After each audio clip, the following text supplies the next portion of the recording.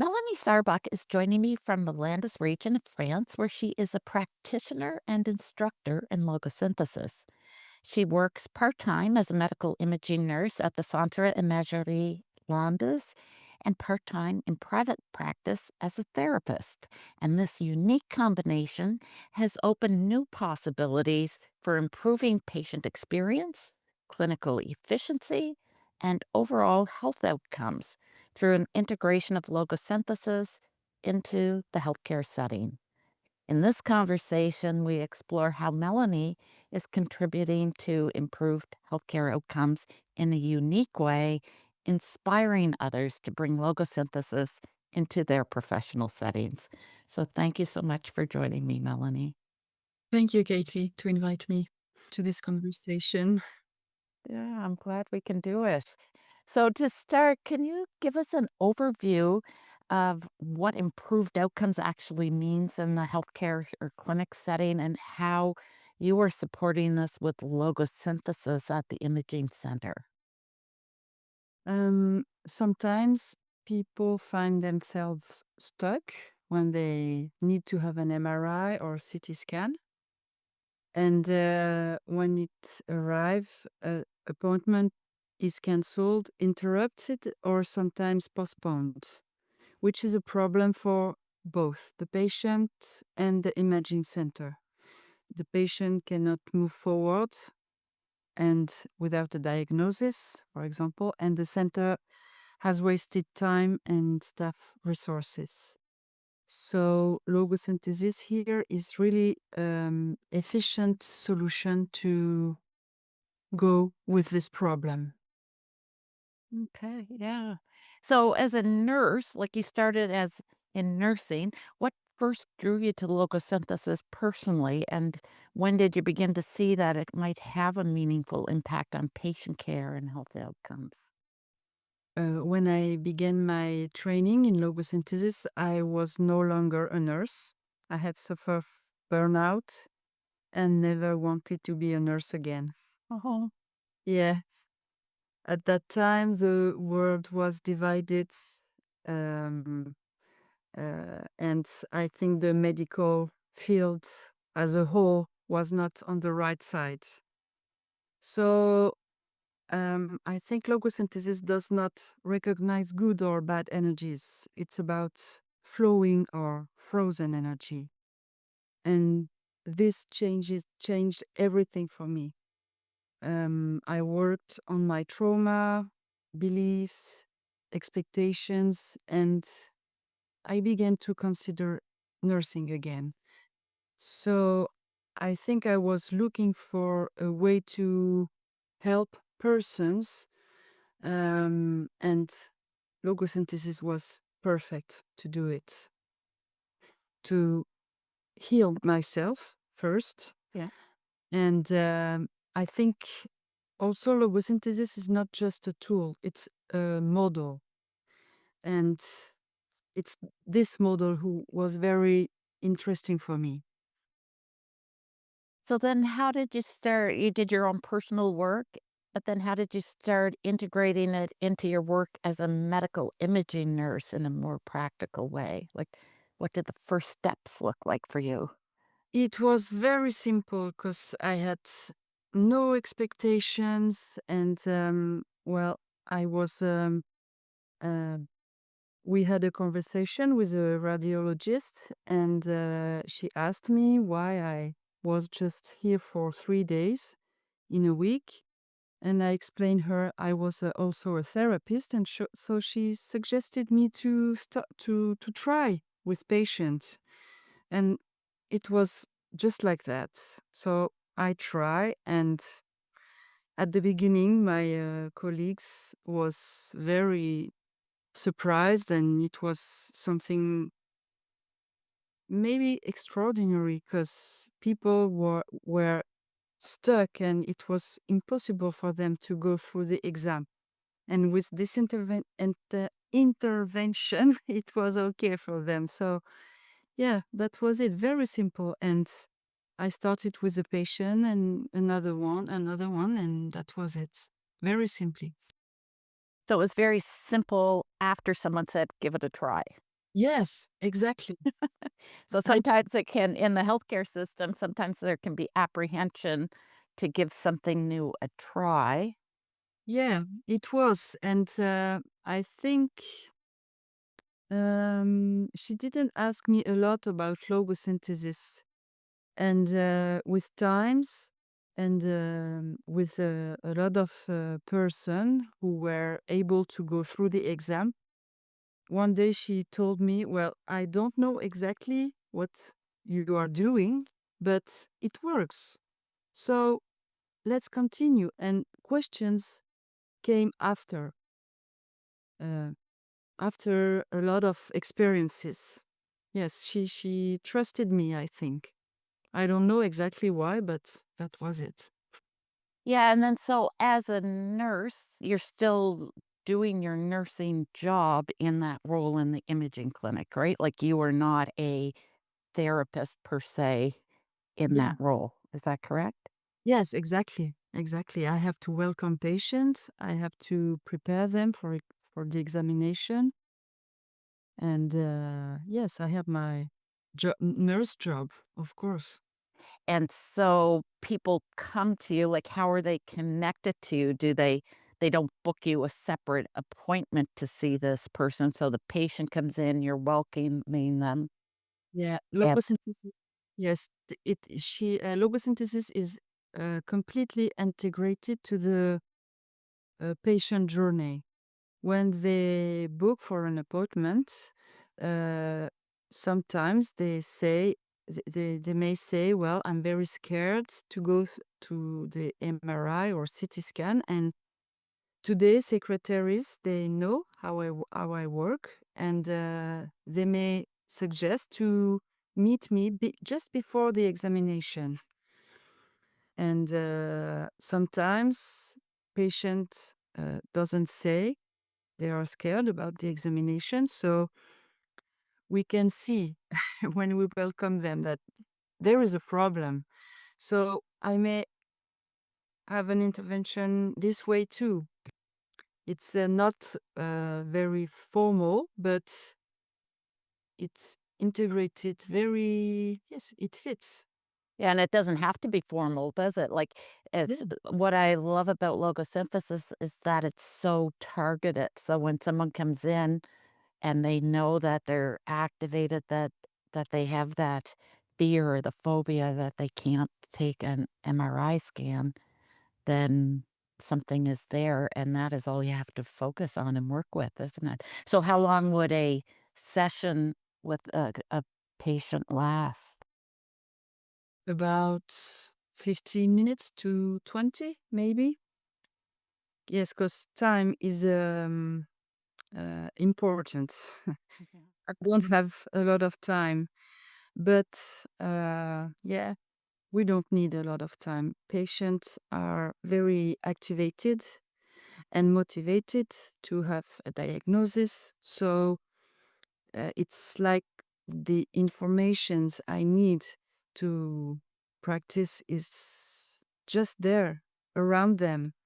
So I don't have to know them. I don't have to ask a lot of questions.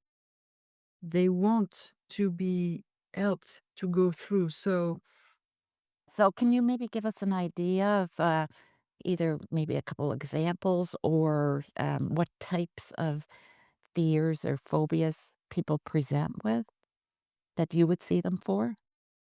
yeah, I think the first one is claustrophobia, of course.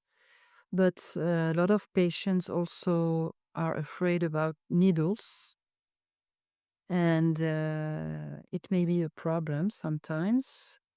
And people with long experience of illness, um, even if the illness is okay at the present moment, um, having an MRI, it's like they are they have to be sick again, and they are afraid of doing this all again.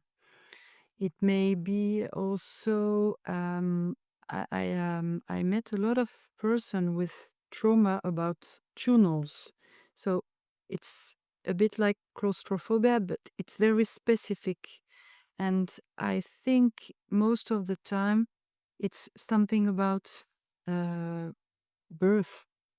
When you come to the world, and or when you are in your mom's belly, you may also have trauma or experience. So you don't have image or memories for that, but your body remembers. And I think a lot of person have this kind of issue in their lives too. So it's interesting when you say that because there aren't a whole lot of experiences in our daily lives where we're exposed that we have to go into a tunnel, right? Where yet when you go for an MRI, you are being placed in a tunnel. So you wouldn't necessarily know that you have that trauma, Mm. birth trauma, until it gets activated by by the tunnel of the MRI. Yes, exactly. Interesting. But these people, they are also activated when they have to go through a tunnel with their cars or And yes, it's they don't know why, but because they have no image or conscious memories, but still they feel things around their body, and the fear is very high. you've Yeah. been able to relieve the distress related to that Yeah. in 15, 20-minute time frame. Yes, because with logosynthesis, you work with the perceptions of the person. So it may be, of course, image or sound or feeling. Yeah, And we say kinesthetic in English, yes, yeah. exactly. So no problem. And I don't have to know exactly. It's a kind of intuitions and or a thought about this. And sometimes the person may confirm that because they know about their birth, but sometimes they don't. So, but it's not a problem with logosynthesis. We don't have to know precisely. We just have to follow the person and to collect informations about what they feel, what they see, what they hear. So, Yeah, we don't analyze it, and it's not a cognitive process, right? It's energetic, it's where is it frozen in their yeah. space. Yeah. So what, types of changes do you observe in patients after a logosynthesis intervention? Like, do you get any feedback from them? And, like, even if you're saying some people have, claustrophobia and tunnels, do you Yeah. have any idea if you resolve the tunnel for the MRI, if it impacts them afterwards? Or I don't have a lot of feedback because this is not a therapy. It's just a very uh, one intervention. Mhm. I had a chance one time to meet a lady. She was about 75, and she was scared about tunnels. And she came to me 3 weeks before the examination because she needed to see the room and the machine and everything. So I suggest to her to talk, just to talk, and we worked on the trauma. I think it was about her birth, but she didn't know. And after the intervention, she was okay to try. So she came back 3 weeks later, and it was, yes, for me, it was extraordinary because she was able to go through the MRI with no problem. She was, it was like nothing was, uh, yes, it was just, it was possible for her. And she told me that the most important for her was that it was okay for her to go through a tunnel now. It completely changes the yes. for her the way to go through a tunnel. It was possible. So I don't know for the others, but for her, Mm. it was like settled. Yeah. Yeah, when it's no longer activating, there's nothing there to activate a stress response, so Yes. it is settled, isn't it? Like, once it's gone, Yeah. we experience that once it's gone, that image doesn't come back or that kinesthetic, perception doesn't come back, and then Yeah. it is settled. So, I'm curious how many people you might have seen like, when you started doing this, has this been, how long you've been doing it and how many people you might have seen and what the results are? Like, is there any type of measure on it? When I started, it was so simple that I didn't think about collecting that data. But now, since November, I am.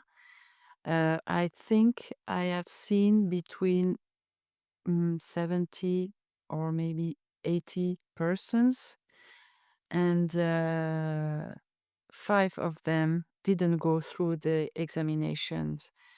And for two of them, there it was also they have an issue with their weight.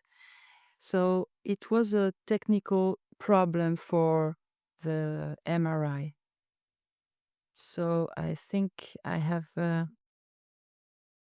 maybe 92% of success. So it's pretty That's nice. amazing.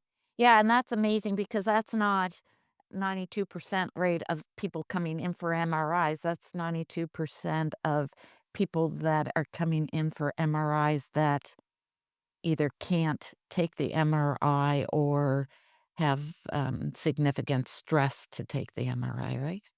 Yeah, exactly. Wow. So what does your team think about this? What does the radiologist that said, "Give it a try," think about it, and what do your coworkers think? I think at the beginning they saw me as a guru, and yes, they didn't know what was going on, and they didn't heard about logosynthesis, of course. But it works so good and so fast, and it's so comfortable for patients. Uh, Patients are normal after the intervention. They are not like in a different uh, conscious state. Um, Now it's I don't know how to say. It's normal for them, I think, and it's one of the thing who's the most extraordinary for me is to listen to my colleagues, and when they speak about logosynthesis and about the possibilities, about the way it works, it's normal for them, I think now. Yeah, Good for it's not you. strange anymore. Yeah, because that's strange, always we tend to be a little either dismissive of it, like, when something is really new, and I'm just, I'm thinking if there's something revolutionary new and we don't understand it, we tend to dismiss it, or we might, kind of argue that it's just not possible, right? I've had that happen a lot. People say, "Oh, that's not possible."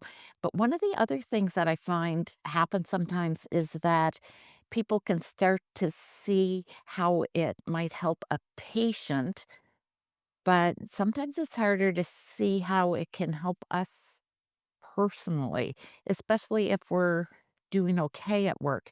But I'm curious if you go back to how it's changed your role as a nurse. So when you first were introduced to it, you had left the nursing profession, you said.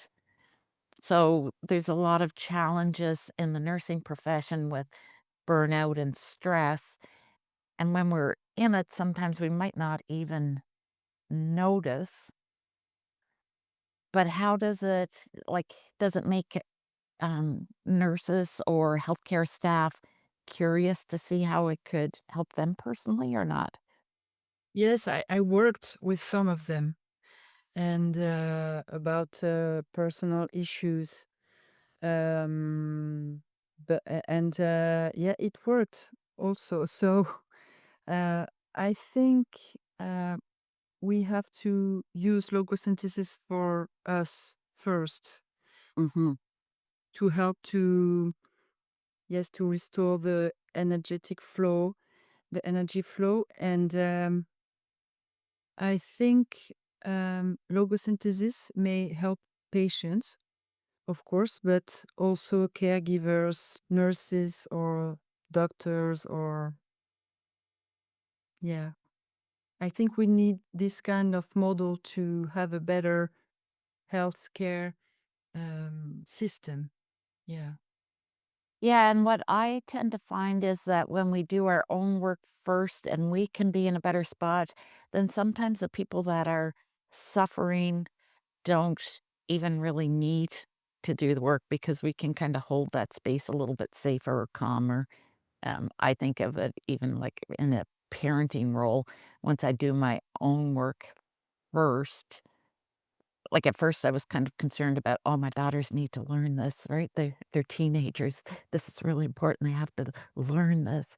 And then in reality, if I did my work and I was in a better spot, then they really didn't have quite so much work to do, right? Because it was a calmer place, and I often, talk about this model from a leadership perspective because there are so many leadership coaches, predominantly in Switzerland, that are using it, to support leaders in multinational companies and private, enterprises, and once the leaders are in a calmer space, then the rest flows a lot more smoothly, I think, as well, doesn't it?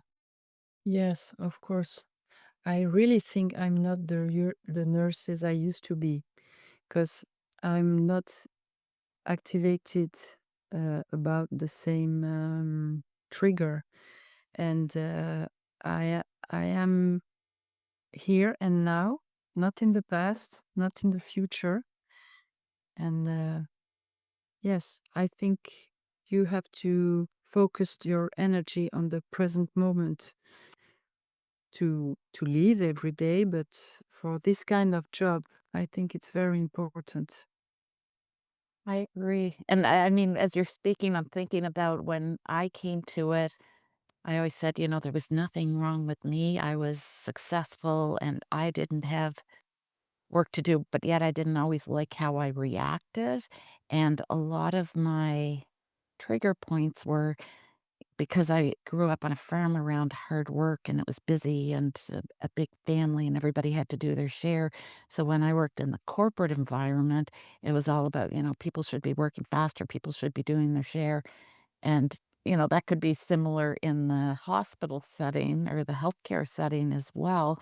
You have a lot of successful people where what's triggering them is often what has made them successful, and yet it gets a little bit rigid when there's a lot of demands that it isn't always helpful. So for me, being able to be calmer didn't mean that, it wasn't about whether I worked less or not. Similar to what you said at the beginning, this is energy that's stuck that keeps us frozen. So it wasn't about, whether I had to work faster or slower. It was about not reacting Yeah. in the moment and being present. Yes, being present, exactly.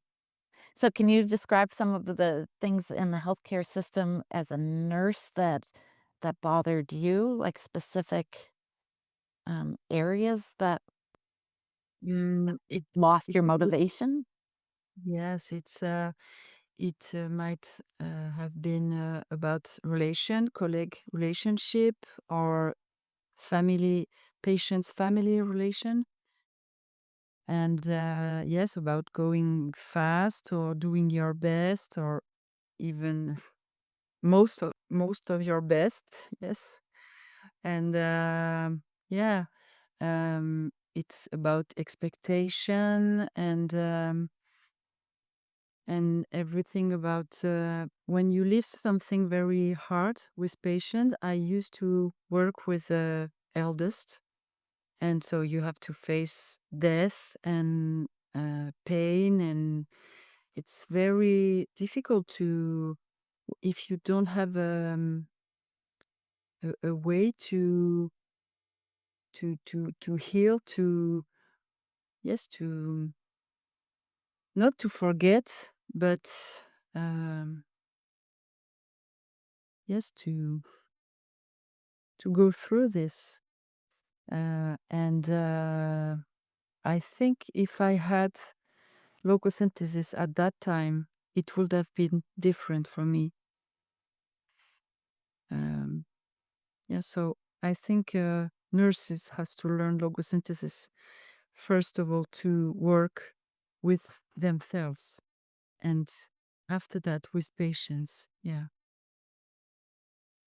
So, do you have maybe a couple examples that you can share about how logosynthesis shifted the patient experience, just to illustrate it for people? Are there any examples that are kind of top of mind for you that were intriguing or? Um, with MRI, of course.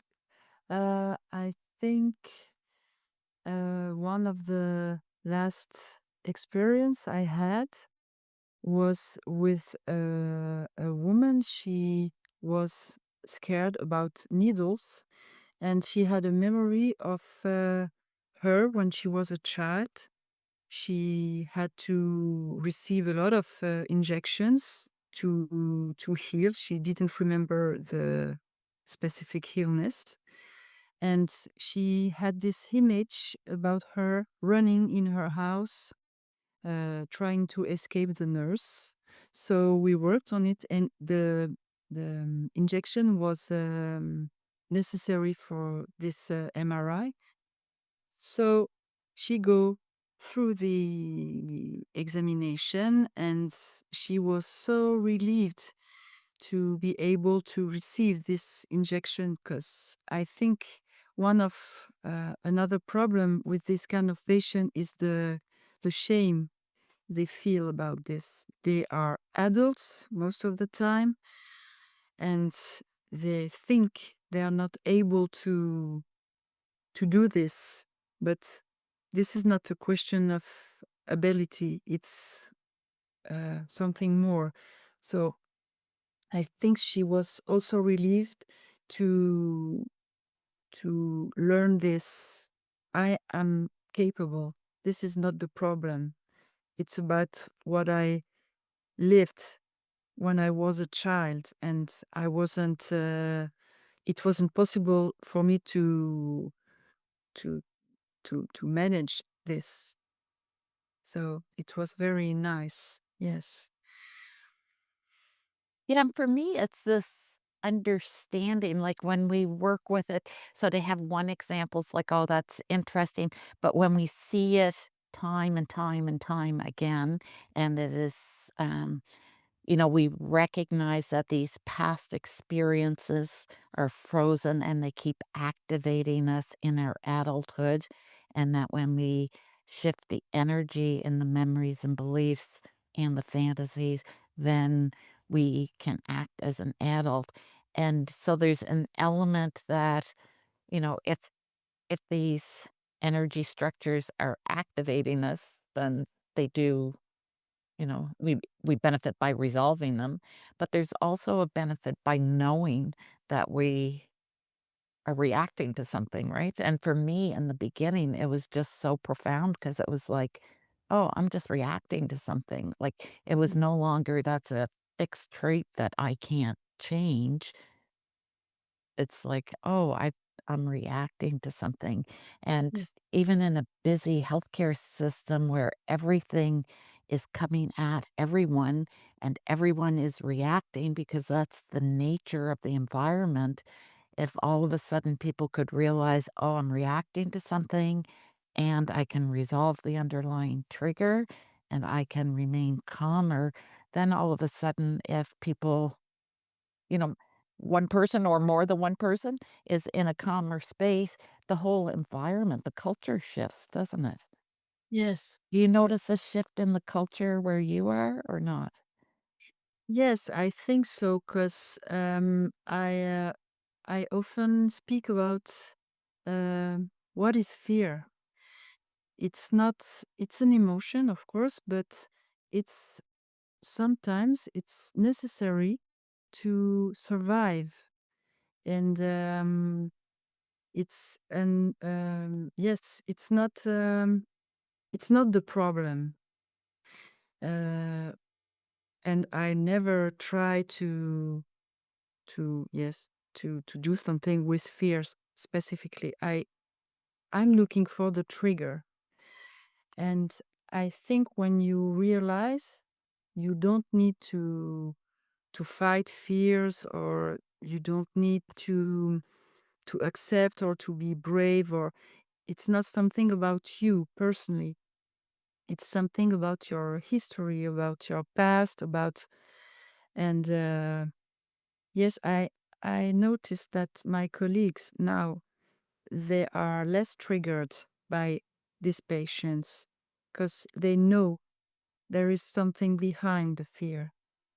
It's not yes, i- i- they change their point of view on these patients. Yes, of Yeah, a bit course. more compassionate, and maybe even like when you mentioned about the families of patients, because I know that's one area where there can be a lot of stress in the healthcare setting, is because, the patients are there in the hospital, but the families of patients are very concerned. And I always say, if we didn't care about things, we wouldn't be so stressed. But when we care about someone, um, we want to fight for them, we want to fix things for them, and that can be a lot of stress as well. So, do you find you have shifted how you react to the families or Yes, yes, of course. And I think I don't see only the first level.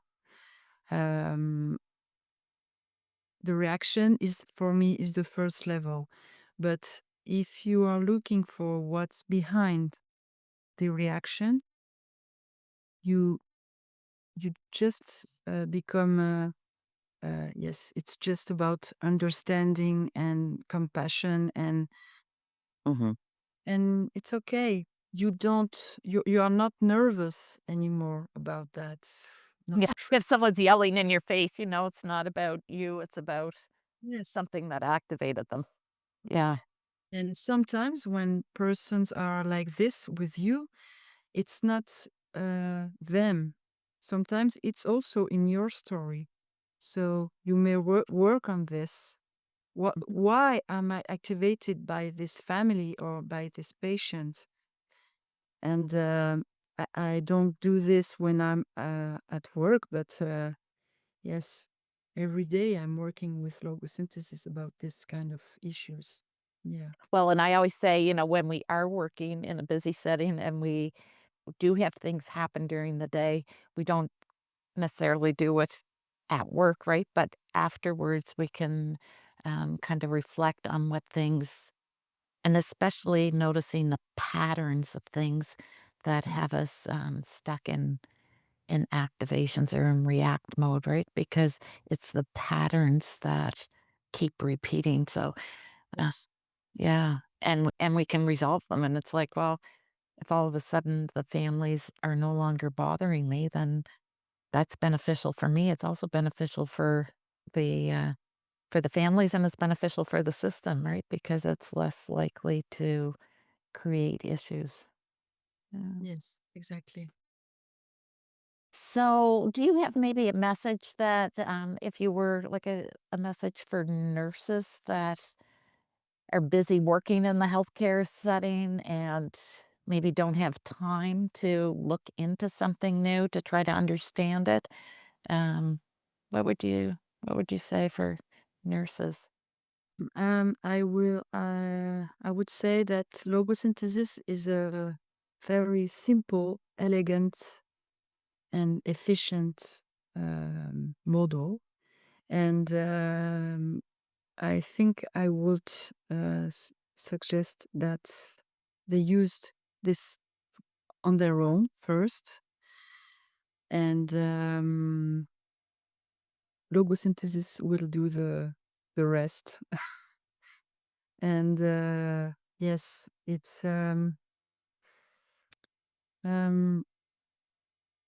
I think maybe the most difficult part for me was my beliefs, my own beliefs about the medical system and the medical field. But when you work on these beliefs, after that, now I feel there is no limits, and only the one I built in my mind with my story, and but everything is possible after that. And yes, it's very simple to learn logosynthesis too, I think, more than hypnosis, or it's very comfortable for you, for the patient. You don't need a lot of time. And yes, it works. So, you spoke about nurses and the benefits for nurses. What about for healthcare leaders and administrators? Um, how can logosynthesis support better patient outcomes and healthier, more sustainable teams? Like, why is it beneficial on the system side of it? Because logosynthesis is a real solution to a real problem. And it's fast, and it's efficient, and you don't need uh, a special frame, or you just need maybe time, but it may be short. And yes, it's I think what would be interesting will be to speak with a radiologist or whom I work with.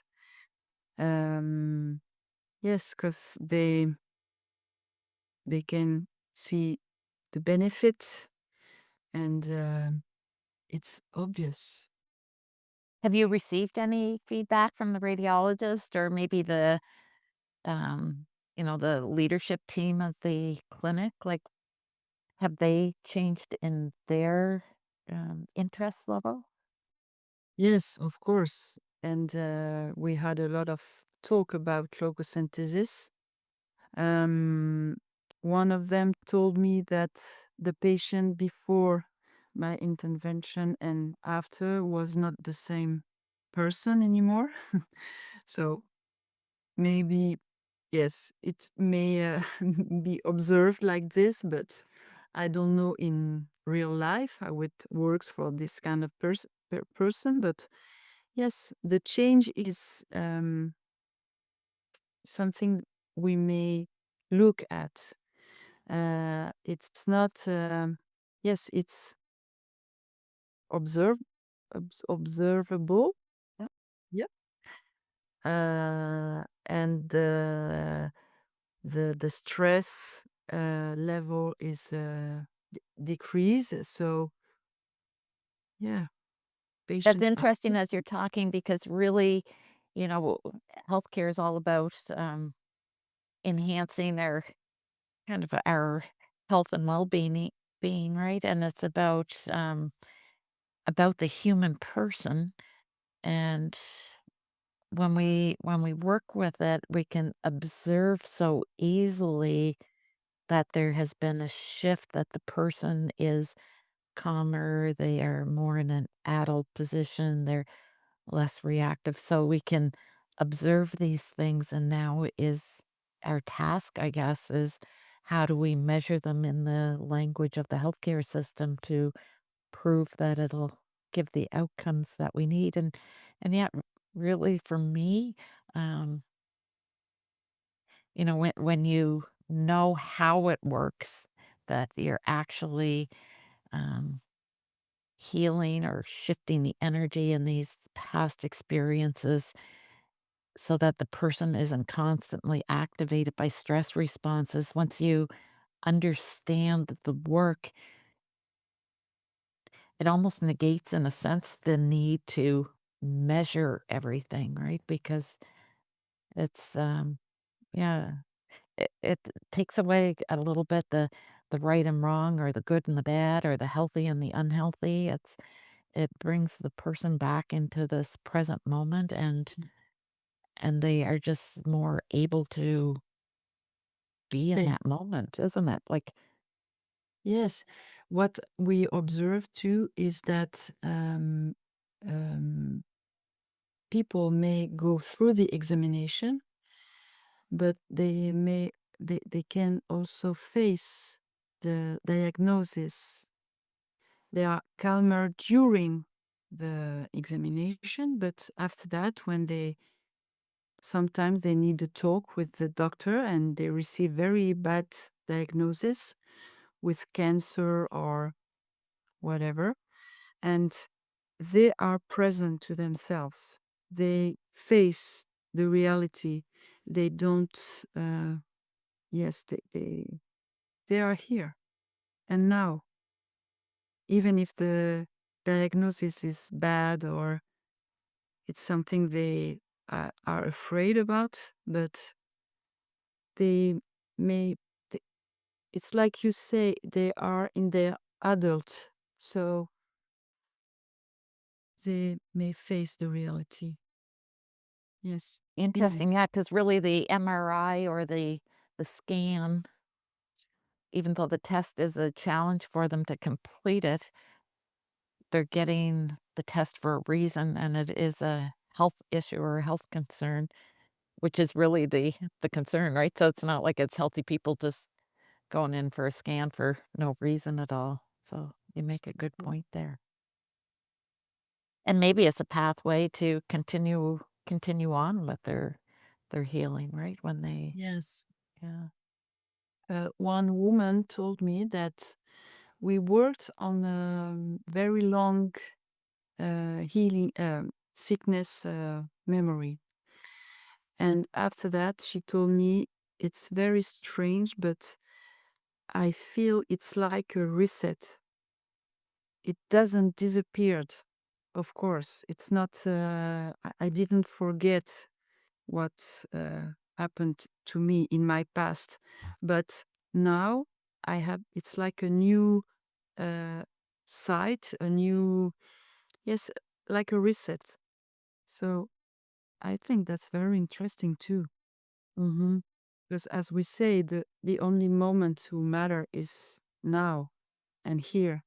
And I think we when you have to face to a very a cancer or another sickness, you need all your resources, energy, and yes, to be present to yourself. So this is very interesting too for patients. Yeah, and as you're speaking, I'm thinking a lot of times what happens with the healthcare system is what I observe is we often almost hand over all our power to the system to heal us, and put the onus on, the doctors, on the treatments, on everything, and we almost lose our own power in that process. Yeah. So this kind of brings us back into ourself to see where we can accept the situation we're in, and we can see solutions, and we can work with the system to support us, but we're not expecting them to fix it all for us. Maybe like there's an agency aspect of it as well. So yeah, uh, yeah.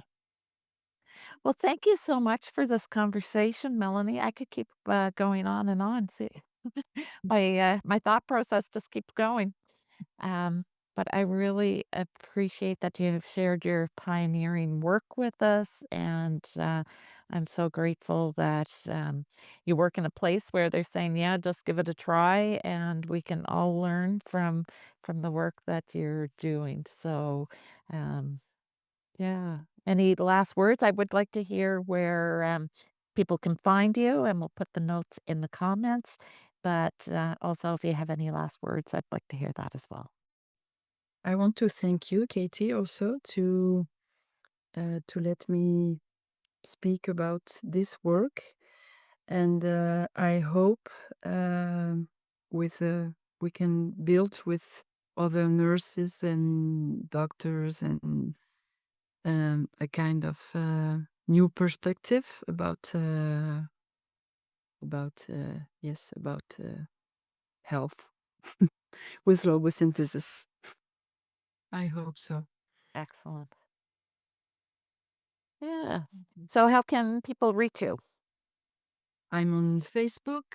I'm on LinkedIn, and I also have a email address. Okay. Yeah, and Sounds that's good. I will share your LinkedIn profile, and yeah, people can get in touch with you for um, any sharing and collaboration. So, thank you so much for this. thank you, Katie.